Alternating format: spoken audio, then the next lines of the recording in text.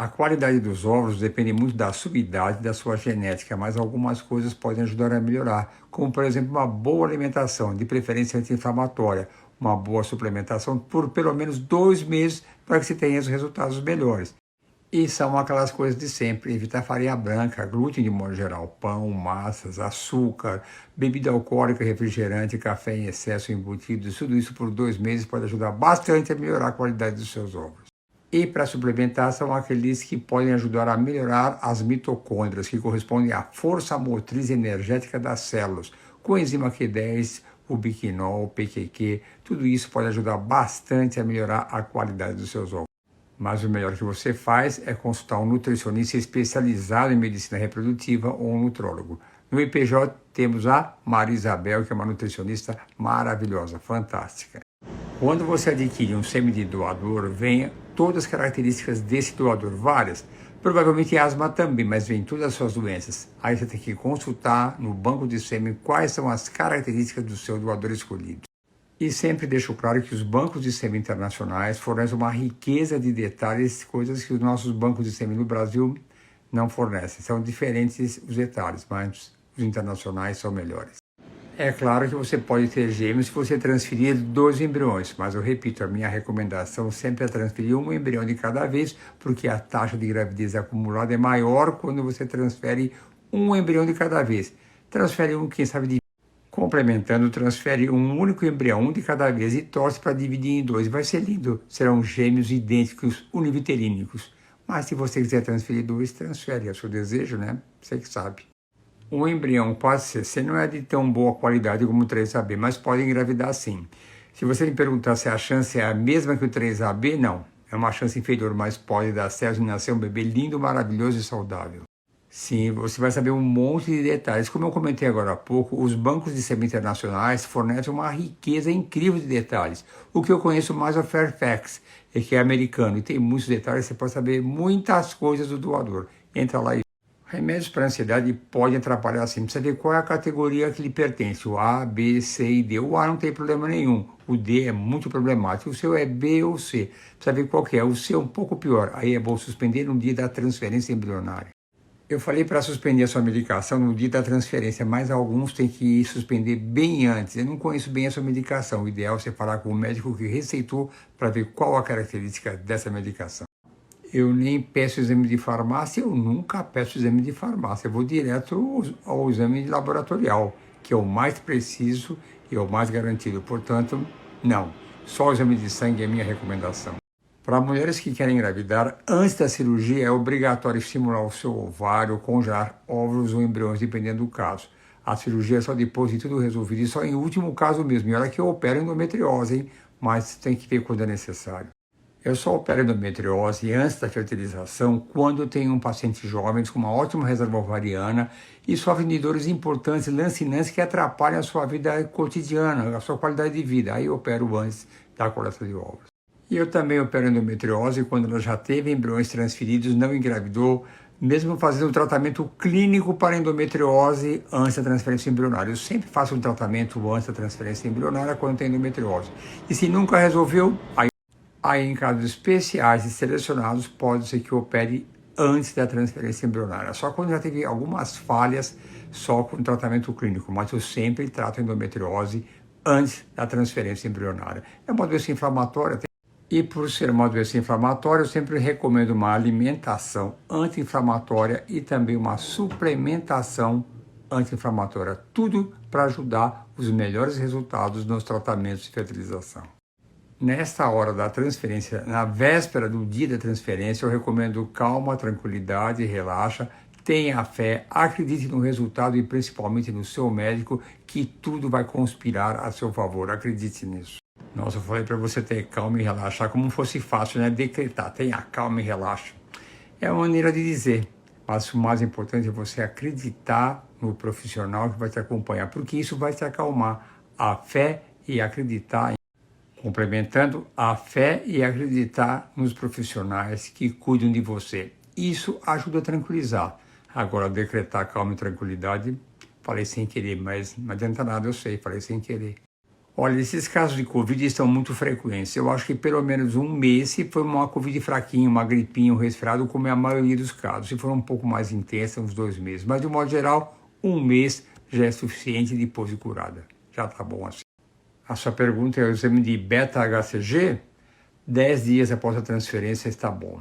Não é porque é D6 que é um dia a menos ou um dia a mais. 10 dias é um padrão ideal para isso. Que delícia, como é bom ouvir isso. Graças a mim, graças a todos nós, a acreditar, aceitar, ter fé em Deus. Mas é tão bom quando alguém esboça essa alegria de estar grávida. É um imenso prazer que eu tenho nessa vida. É muito bom, muito. E a coisa que eu mais tenho prazer nessa vida, depois que as pacientes se engravidam, voltam para suas cidades, fazem para Natal lá, continuam mandando notícias de como está indo a gravidez. E depois que nasce, mandar fotinho do bebê, quando nasceu. Não importa a distância. Portanto, já dei a dica, mande sempre notícias e depois que nascer, mande as fotinhas que eu adoro. E depois daqui a 5 anos, 10 anos, 15 anos, traz para eu tirar uma foto juntinho do seu bebezinho que vai estar bem grande já. Essa é uma pergunta muito frequente e muito boa. E a resposta é que não tem como identificar o autismo antes de transferir o embrião para o útero. Não é como outras doenças cromossômicas ou genéticas que você fazendo a biópsia embrionária, Portanto, você não identifica o autismo nos cromossomos ou na genética antes de transferir o embrião para o útero. É lamentável. A gente sabe que o autismo é mais frequente no homem. Algumas vezes a gente pode selecionar o embrião feminino, mas... E para concluir, embora cada vez mais se sabe sobre o autismo, ainda se sabe muito pouco para que ele possa ser prevenido. A gente sabe que talvez seja na vida intraútero é que ele seja adquirido, mas ainda tudo é inconclusivo.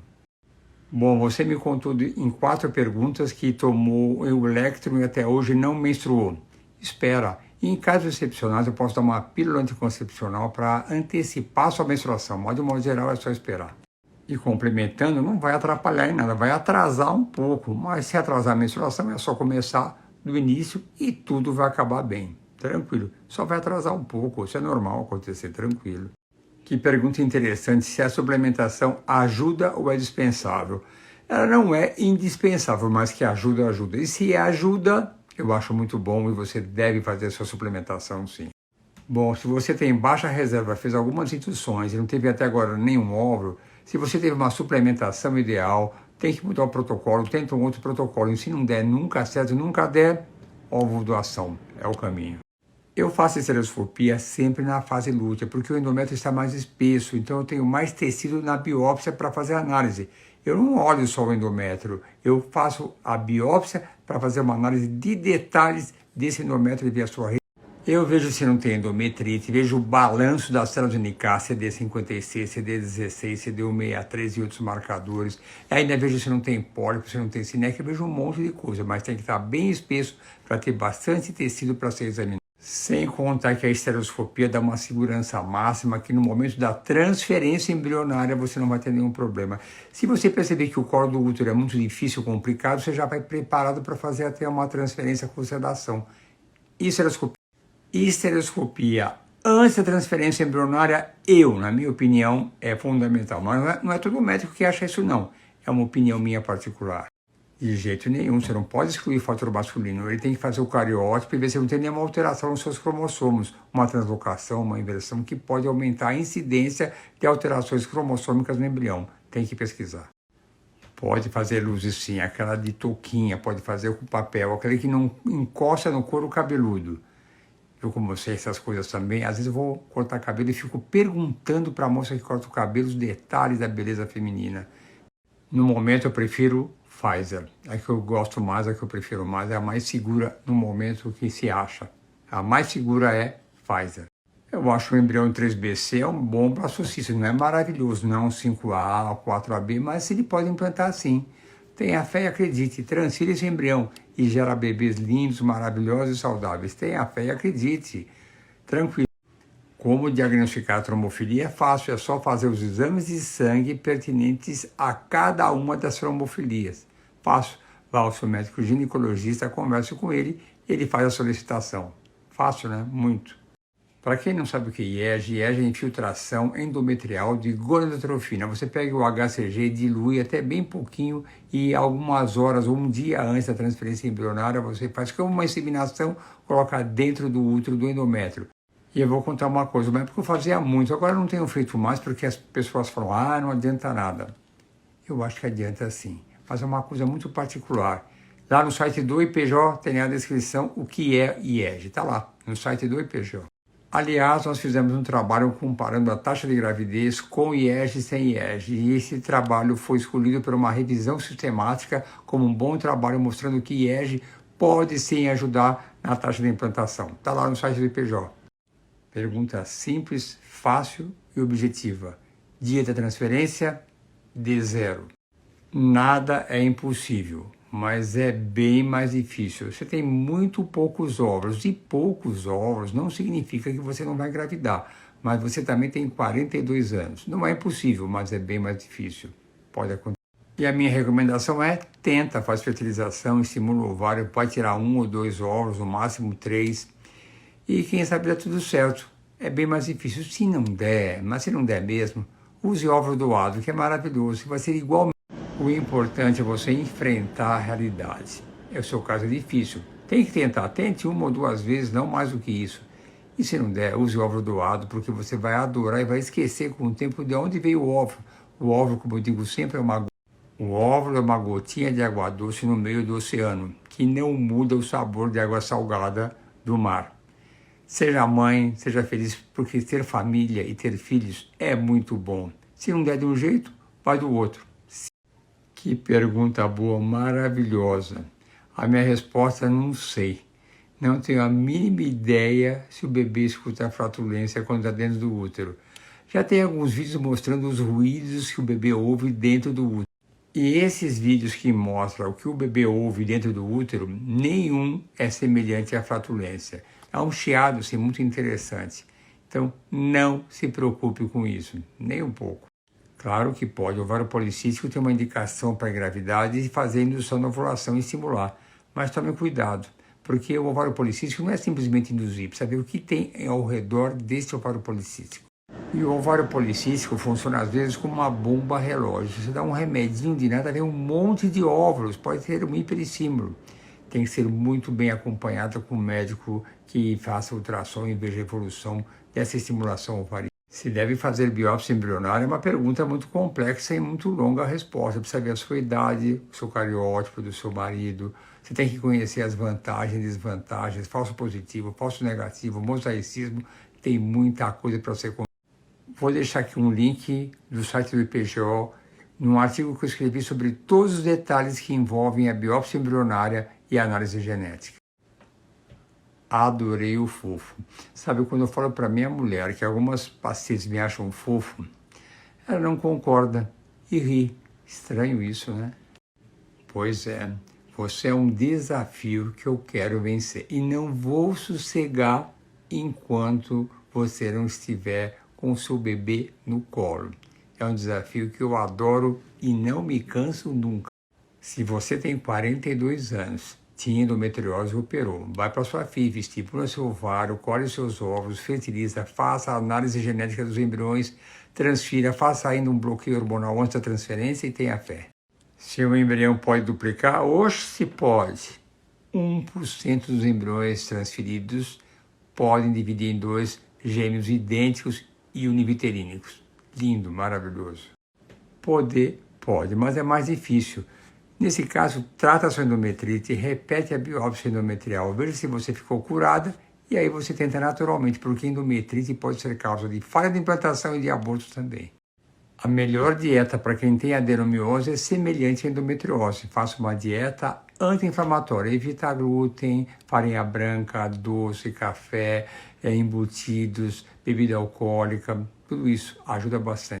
Claro que você pode fazer cirurgia de endometriose antes da FIV, desde que tenha uma indicação. Se você for uma paciente com menos de 35 anos, tiver uma ótima reserva ovariana e se tiver ainda dores importantes, a cirurgia pode ser feita antes da FIV.